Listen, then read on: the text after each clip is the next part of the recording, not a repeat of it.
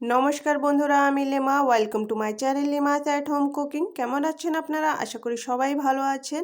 আর এই শীতকালের দিনে কিন্তু পিঠে সবার বাড়িতে ঘরে ঘরে তৈরি হচ্ছে।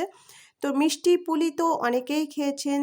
আজ আমি আপনাদের জন্য এনেছি একদম নতুন চটপটে টেস্টি মজাদার এই পুলি পিঠা রেসিপি। একদমই মিষ্টি নয়। তাহলে চলুন রেসিপিটা শুরু করা যাক। আমি নিয়েছি এখানে 600 গ্রাম ময়দা আর দিয়ে দিয়েছি এখানে স্বাদ মতো লবণ, একটু জন হাতে একটু ঘষে দিয়ে দিলাম, আর একটু দিলাম 3 থেকে 4 চামচ মতো রিফাইন্ড অয়েল। সব কিছুকে ভালো করে মিক্স করে নিয়ে এটাকে ভালো করে মশকে নেব। তো হাতার গাঁট থেকে ছাড়িয়ে নিয়ে আমি হাত দিয়ে ভালো করে এটাকে মশকে নিলাম, তেল দিয়ে লবণ দিয়ে সব কিছু দিয়ে ভালো করে মশকে নেওয়ার পর এখানে আমরা অল্প অল্প করে জল অ্যাড করব আর এটাকে সুন্দর করে ডো তৈরি করব। ডোটা এইভাবে তৈরি করতে হবে যেন বেশি হার্ড না হয় আর না বেশি নরম হয়, একদম মিডিয়াম থাকবে। তো যেমন কি পরোটা তৈরি করতে হয় সেইভাবেই রাখতে হবে, খুব বেশি নরম করা যাবে না।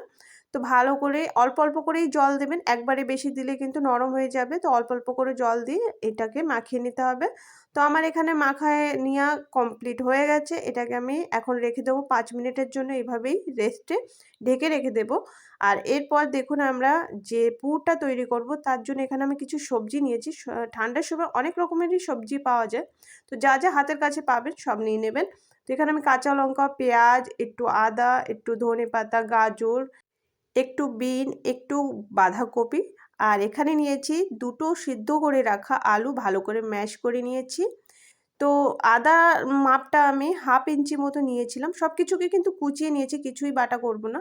আর এরপর দেখুন এখানে কড়াইতে তেল গরম করে নিয়ে এখানে জিরে ফোড়ন দিয়ে দিলাম, আর কেটে রাখা পেঁয়াজ দিয়ে দিচ্ছি, আদা কুচি দিয়ে দিলাম, আর লঙ্কা কুচি একসাথে দিয়ে আমি এটাকে একটু সময়ের জন্য ভাজা করে নেব। কিছু সময়ের জন্য একটু নরম হয়ে আসলে পেঁয়াজ, তত সময় আমি এটাকে ভেজে নেব। একটু নরম হয়ে গেলে বাকি সবজিগুলোকেও আমি এখানে অ্যাড করে দেব। প্রথমেই সবজি দিয়ে যেহেতু কিন্তু আমি পেঁয়াজটা আগে একটু ভাজা করে নিলাম যাতে পেঁয়াজের কাঁচা গন্ধটা না থাকে। তো পেঁয়াজটাকে আগে একটু ভাজা করে নেওয়ার পর বাকি সব সবজি একসাথে দিয়ে আমি আবার এটাকে ভাজা করব।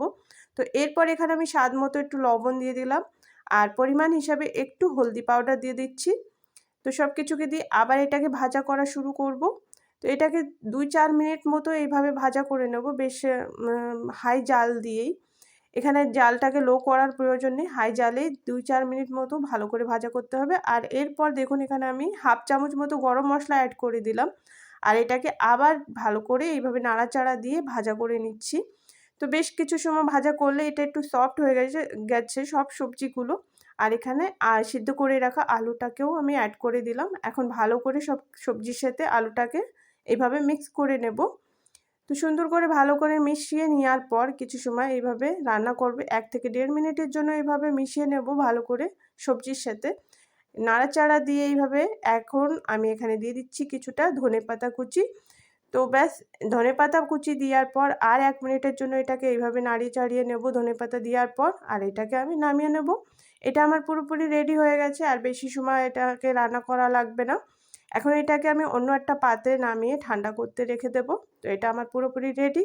এরপর চলে এসেছি নেক্সট প্রসেসে। আমি পুরো পুরটা একটা বাটিতে তুলে নিয়েছিলাম, এইভাবে ঠান্ডা করে নিয়েছি। আর এখন দেখুন আমি এখান থেকে যে আটাটা তৈরি করে রেখেছিলাম সেখান থেকে অল্প অল্প করে ছোট ছোট করে এরকম লেচি কেটে নিয়ে এর গোল করে এইভাবে উপর থেকে ময়দা ছিটিয়ে নিয়ে এটাকে ছোট্ট করে একটা লুচি মতন বেলে নেব। এইভাবে যেভাবে পারবেন বেলে নেবেন, একটু পাতলা করেই বেলার চেষ্টা করবেন।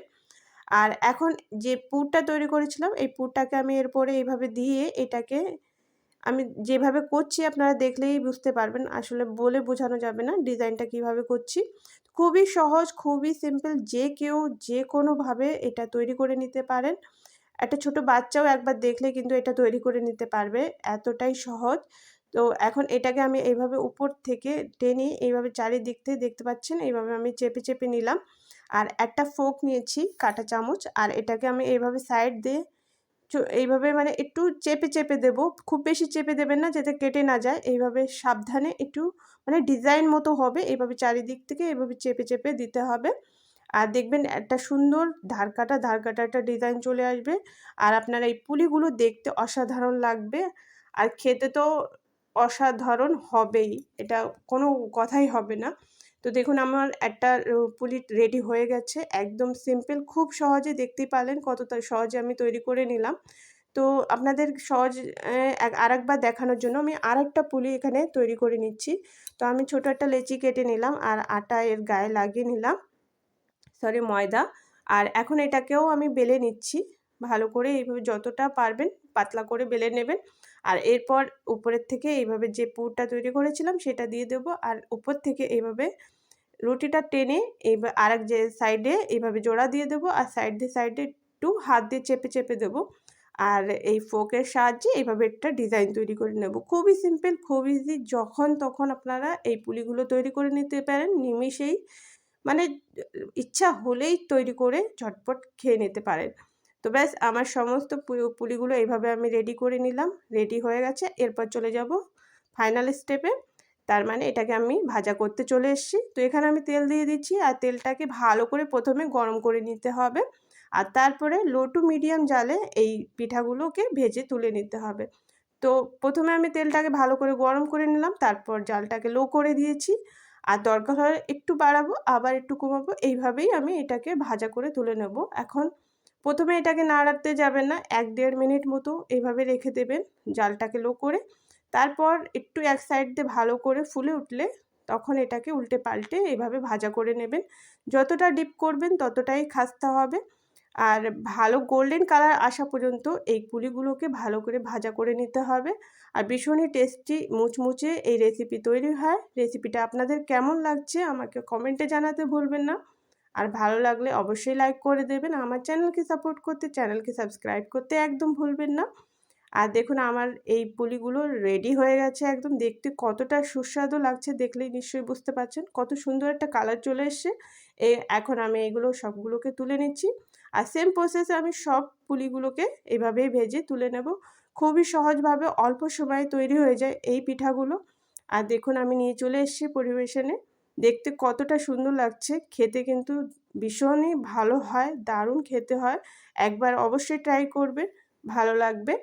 আর এখন আমি আপনাদেরকে একটা ভেঙে দেখিয়ে দিচ্ছি, এটা ভীষণই খাস্তা, উপর থেকে খাস্তা ভিতর থেকে টেস্টি এই মুচমুচে এই পুলিগুলো যে কোনো ছোটোখাটো বাচ্চাদের পার্টি কিংবা বড়দের পার্টির জন্য একদম পারফেক্ট। সকালের নাস্তায় কিংবা সন্ধ্যার চার সাথে এই পুলিগুলো আপনারা তৈরি করে নিতে পারেন ঝটপট।